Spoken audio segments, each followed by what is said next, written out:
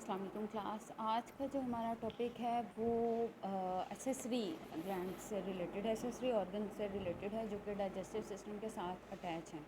सो फार हम digestive system को detail में पढ़ चुके हैं और हमने ये देखा है कि डाइजेस्टिव सिस्टम जो है उसमें जितने भी कुछ तो स्ट्रक्चर ऐसे हैं जो कि एक पाइप की तरह से है हमारा डाइजेस्टिव सिस्टम। जैसे कि ये स्टार्ट होता है from the it start from the oral cavity, then it comes the oesophagus और एसोफिगस के बाद स्टमक है। स्टमक के बाद जो है वो इंटेस्टाइन शुरू हो जाती है जिसमें स्मॉल इंटेस्टाइन है, लार्ज इंटेस्टाइन है and it ends with the anus. लेकिन जो हमारा डाइजेस्टिव सिस्टम है उसको काम करने के लिए कुछ एसेसरी ग्लैंड्स की ज़रूरत होती है। अब ये जो एसेसरी ग्लैंड्स हैं ये जिस तरह से आपको पहले भी बताया गया है ये दो तरह के हैं, one is liver and other is the pancreas. Liver bile produce करता है और पेंक्रियाज जो है वो पेंक्रियाटिक जूस प्रोड्यूस करता है और ये दोनों अपनी सिक्रेशंस अपनी अपनी डक्ट के ज़रिए स्मॉल इंटेस्टाइन में ड्यूडिनम के पोर्शन में भेज देते हैं। लिवर अपनी सिक्रेशन बाइल डक्ट के ज़रिए भेजता है जबकि पेंक्रियाज अपनी सिक्रेशंस जो है वो पेंक्रियाटिक डक्ट के ज़रिए भेजता है। लिवर की सिक्रेशंस जो हैं वो गॉल ब्लैडर में स्टोर होती हैं। अब ये जो पेंक्रियाज है इसका हम पहले बात कर चुके हैं कि इसके दो रोल हैं, एंडोक्राइन और एक्सोक्राइन। जहाँ तक एंडोक्राइन रोल की बात है तो वो आप लोग डिटेल में पढ़ चुके हैं कि पेंक्रियाज का एंडोक्राइन रोल जो है वो हार्मोन प्रोड्यूस करना है लाइक इंसुलिन एंड ग्लूकागॉन। और जहाँ तक इसके रोल की बात है एज एन एक्सोक्राइन ग्लैंड तो पेंक्रियाज जो है वो प्रोड्यूस करता है पेंक्रियाटिक जूस। अब इस पेंक्रियाटिक जूस में एंजाइम्स मौजूद हैं और ये एंजाइम लिटरली फूड के हर पार्टिकल को ब्रेक डाउन करने की एबिलिटी रखते हैं। जैसे कि अमाइलेज जो कि स्टार्च को ब्रेक डाउन करेगा, काइमोट्रिप्सिन जो कि प्रोटीन की ब्रेक डाउन करता है, लाइपेज जो कि लिपिड्स की ब्रेक डाउन करते हैं, इस तरह से न्यूक्लियसेस हैं, ट्रिप्सिन है। तो ये सब जो हैं ये एंजाइम पेंक्रियाटिक जूस में पाए जाते हैं और ये एंजाइम फूड के जितने भी की कंपोनेंट्स हैं, की इंग्रेडिएंट्स हैं, इनके ब्रेक डाउन करते हैं। इसके अलावा पेंक्रियाटिक जूस जो है उसमें मौजूद होते हैं बाइकार्बोनेट साल्ट्स, क्योंकि ये साल्ट्स बहुत ज़रूरी हैं इसलिए ताकि जो भी एंजाइम्स पेंक्रियाज प्रोड्यूस कर रहा है ये सब के सब एंजाइम सिर्फ और सिर्फ अल्कलाइन पीएच में काम करते हैं। जैसे कि बात हो चुकी है कि स्टमक में HCl प्रोड्यूस होती है और स्टमक से अभी जो फूड काइम की फॉर्म में इंटेस्टाइन में डाला जा रहा है दैट इज़ हाईली एसिडिक।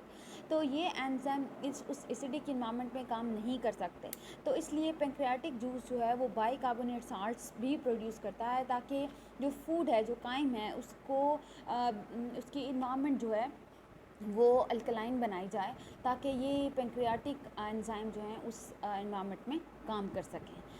तो इस तरह से ये पेंक्रियाज जो है वो अपना रोल प्ले करता है। इसके बाद जो एसेसरी ऑर्गन है वो है liver. Liver is very very important and one of the largest internal organ in the mammalian body और ये बहुत से फंक्शन परफॉर्म करता है। Its functions are enlisted here और आपने इसको बहुत अच्छी तरह से याद करना है क्योंकि ये बहुत इंपॉर्टेंट क्वेश्चन है, अक्सर पूछा जाता है। तो जो लिवर के सेल्स होते हैं इन्हें हेपेटोसाइट्स कहा जाता है। ये हेपेटोसाइट्स जो हैं वो बहुत से फंक्शन परफॉर्म करते हैं। पहले एक फंक्शन अगर आपको याद हो तो हम पढ़ चुके हैं कि लिवर जो है वो साल्ट जो फैट है उसकी इमल्सिफिकेशन काज करता है। फ़ैट और लिवर के बगैर जो है वो फ़ैट्स डाइजेस्ट नहीं हो पाते। वो ऑर्गेनिज़म्स जो कि फ़ैटी डाइट लेते हैं जैसे कि कार्निवोर्स, उसमें लिवर बहुत एक्टिव होता है और वो उसकी बाइल सेक्रेशंस जो हैं वो ज़्यादा होती हैं। अब लिवर जो मेटाबॉलिक फंक्शंस परफॉर्म करता है they are enlisted here. For example number 1 is removal of amino acid from organic compounds. Organic compounds में से अमाइनो एसिड को रिमूव किया जाता है। यूरिया फॉर्मेशन होती है फ्रॉम द प्रोटीन्स और यानी जितने भी अमाइनो एसिड के रेजिड्यूज़ हैं उनसे यूरिया प्रोड्यूस किया जाता है ताकि वो बॉडी से एक्सक्रीट आउट हो जाए। इसके बाद जो है वो इसके अलावा लिवर का जो फंक्शन है वो है बहुत से प्लाज्मा प्रोटीन्स को बनाता है। जैसे कि हम पढ़ चुके हैं कि plasma proteins are very important. तो ये प्लाज्मा प्रोटीन्स मैन्युफैक्चर करता है। फॉर्मेशन ऑफ फीटल एरिथ्रोसाइट्स, जो न्यू बॉर्न होते हैं या जो डेवलपिंग फीटस हैं उनमें आरबीसीज बनाता है। जो एरिथ्रोसाइट जिनके 120 डेज़ पूरे हो चुके हैं, उम्र पूरी हो चुकी है, उनकी डिस्ट्रक्शन काज करता है ताकि आयरन रिसाइकल हो। ब्लड क्लॉटिंग प्रोटीन बनाता है जैसे फिब्रिनोजिन है, प्रोथ्रोम्बिन्स हैं। इसके अलावा नॉन एसेंशियल अमाइनो एसिड्स की सिंथेसिस करता है और conversion of galactose and fructose to glucose, इसको ग्लूकोज में कन्वर्ट करता है। ऑक्सीडेशन ऑफ फैटी एसिड्स की जो ऑक्सीडेशन काज करता है यानी ब्रेकडाउन काज करता है। इसके अलावा लिपोप्रोटीन्स, कोलेस्ट्रोल एंड फॉस्फोलिपिड्स बनाता है जो कि सेल मेम्ब्रेन के लिए बहुत इंपॉर्टेंट कंपोनेंट्स हैं। इसके अलावा कार्बोहाइड्रेट और प्रोटीन को फ़ैट्स में कन्वर्ट करता है, यानी अगर बॉडी में एक्सेस कार्बोहाइड्रेट और प्रोटीन मौजूद हैं तो वो फ़ैट की फॉर्म में स्टोर होते हैं, तो इनको फ़ैट में कन्वर्ट किया जाता है ताकि ये स्टोर हो सकें। इसके अलावा डिटॉक्सिफिकेशन काज करता है, यानी हमारी बॉडी में अगर हमने फूड के साथ कोई ऐसी प्रोडक्ट्स ले ली हैं जो कि बॉडी के लिए नुकसानदेह हो सकती हैं, टॉक्सिक हो सकती हैं या पॉइजन्स हो सकते हैं, तो इनको डिटॉक्सिफाई किया जाता है, यानी इसके हार्मफुल इफ़ेक्ट्स को कम किया जाता है, इनको न्यूट्रल प्रोडक्ट्स में कन्वर्ट किया जाता है। इसके अलावा विटामिन ए जो है वो बनाया जाता है कैरोटीन से यहाँ पर, और विटामिन डी के एक्टिवेशन में भी पार्टिसिपेट करता है। जैसे विटामिन डी बन गया है लेकिन ये लिवर में एक्टिवेट होगा। इसके अलावा बॉडी टेम्परेचर को स्टेबलाइज़ करने में लिवर बहुत इंपॉर्टेंट रोल प्ले करता है, क्योंकि ये मेजर हीट प्रोड्यूसर है हमारी बॉडी में। तो लिवर की ज़्यादा एक्टिविटी हीट ज़्यादा कर सकती है और कम एक्टिविटी जो है वो बॉडी हीट कम कर सकती है। बाइल साल्ट्स बनाए जाते हैं और बाइल साल्ट्स का हम रोल पढ़ चुके हैं that they are really important for emulsification of fats.